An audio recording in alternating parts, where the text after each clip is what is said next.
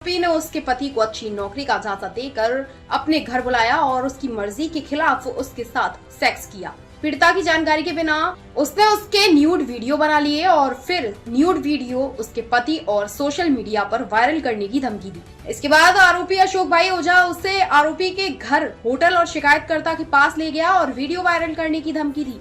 इसके बाद उसने बार बार उसके साथ सेक्स करने के लिए मजबूर किया और जब आरोपी की पत्नी ने उसे इस बारे में बताया तो उनका शिकायतकर्ता से भी झगड़ा हुआ और उसे घर से निकालने की धमकी दी। आरोपी की बेटी नाओ ने भी बार बार शिकायतकर्ता को फोन करके अपने पिता से बात करने के लिए मजबूर किया और शिकायतकर्ता से बार बार पैसे और एक दूसरे की मदद की मांग की। આમ આદમી પાર્ટીના વડોદરા શહેરના પ્રમુખ વિરુદ્ધ એક ફરિયાદ નોંધાઈ છે, શું છે સમગ્ર મામલો? ગઈકાલે કપૂરાઈ કોસ્ટેમાં એપાટ ગુના રજિસ્ટર નંબર 289/2026 નો બળાત્કાર માટેનું દુષ્પ્રેરણ, ધમકી, મદદગારી જેવી બીએનએસ એક્ટની વિવિધ કલમો હેઠળ આરોપી અશોકભાઈ ચંદ્રકાંતભાઈ ઓઝા તથા તેના પત્ની, પુત્ર અને પુત્રી વિરુદ્ધ ગુનો દાખલ કરવામાં આવેલ છે। કઈ કઈ જગ્યાએ આ પ્રકારનો ગુનો આચરવામાં આવ્યો છે? કેટલા સમયથી આરોપી દ્વારા આ કૃત્ય આચરવામાં આવ્યું?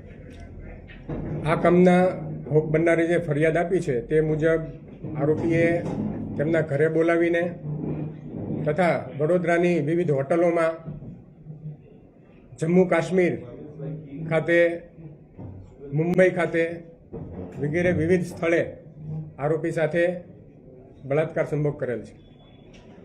આરોપીના પરિવારનો શું રોલ હતો?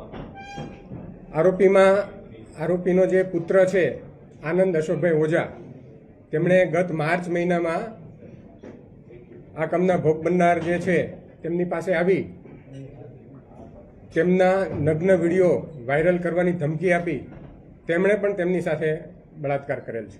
સાહેબ, આરોપી અને ભોગ બનનાર કયા વિસ્તારમાં રહે છે, ક્યાં રહે છે, શું છે? આરોપી તથા ભોગ બનનાર આજવા રોડ ઉપર વડોદરા ખાતે રહે છે। એટલે આરોપી અને જે ભોગ બનનાર છે એવું કહેવાય છે કે આરોપીએ જ ભોગ બનનારને પોતાનું મકાન આપ્યું હતું અને ભોગ બનનારે એ મકાન પોતાના નામે કરાવવા માટેની માગણી કરી હતી, એમાં ફરિયાદ દાખલ કરવામાં આવી છે, એવી પણ વાત છે। હા, એટલે એ પણ છે, 20 લાખ રૂપિયા છે એ પણ તેમને લીધેલા મકાન ખરીદ કરવા માટે અને પછી એ જે તે માલિક છે તેમને આપેલા નહીં। ભોગ બનનાર મેરિડ છે કે અનમેરિડ છે, શું છે એમાં આખો કિસ્સો? ડિવોર્સ પણ લેવડાયા હતા? ભોગ બનનાર પરિણીત છે। બરોબર, તો એ ડિવોર્સ હતા તો એમને એમના છોકરા જોડે પુત્રવધુ તરીકે રાખતા હતા, શું હતું એમાં? પ્રાથમિક તપાસ પણ શું આવી? ના, એ હજુ તપાસ ચાલુ છે। કન્સ્યુશન રિલેશનશિપ હતા તો પછી બળાત્કારનો ગુનો કઈ રીતના બનાવ્યો? ના, એવું કોઈ રિલેશનશીપનું જે દસ્તાવેજી પુરાવો છે હોય એવું આપણી પાસે નથી। મહિલાને તેના પતિને ખૂબ સારો પગાર આપશે તેવી લાલચ આપી અને આ બળાત્કાર સંભોગ કરેલ છે। અત્યારે એકની કરેલી છે, આરોપી નંબર 1ની અશોક ચંદ્રકાંતભાઈ ઓઝાની। આ બનાવ છે એ સને 2024 થી ગત માર્ચ 2026 સુધીનો દરમિયાન બનેલ છે। એફઆઈઆરનું કારણ એ જ હતું ડીલેનું કે જે ફરિયાદી છે તેને આરોપીએ તેનો વિડીયો વાયરલ કરવાની ધમકી આપેલ, જેનાથી ગભરાઈને તેણે અત્યાર સુધી ફરિયાદ આપેલી નહીં, પરંતુ થોડા દિવસ પહેલાં કંઈ આણંદમાં આ જે આરોપી છે તેના વિરુદ્ધ પણ ગુનો બીજો એક દાખલ થયેલો, તેવું ફરિયાદીને ધ્યાનમાં આવતા તેને હિંમત આવેલી અને આ ફરિયાદ ગઈકાલે નોંધાવેલ છે। દુષ્કર્મની પરિભાષા શું હોય છે? દુષ્કર્મ કેવી રીતે એને ગુનો ગણવામાં આવે છે? ફરીથી? દુષ્કર્મ જે છે એની પરિભાષા શું? દુષ્કર્મ એ જ કે જે ભોગ બનનાર છે તેની ઈચ્છા વિરુદ્ધ બળજબરી કરી અને જે બળાત્કાર સંભોગ કરવો કે એને ધમકી, કોઈ પણ હિસાબે ધમકી આપીને, ડરાવીને સંભોગ કરવો તે। આરોપી પાસેથી વિડીયો કે એવું કંઈ મળી આવ્યું છે મોબાઈલમાંથી?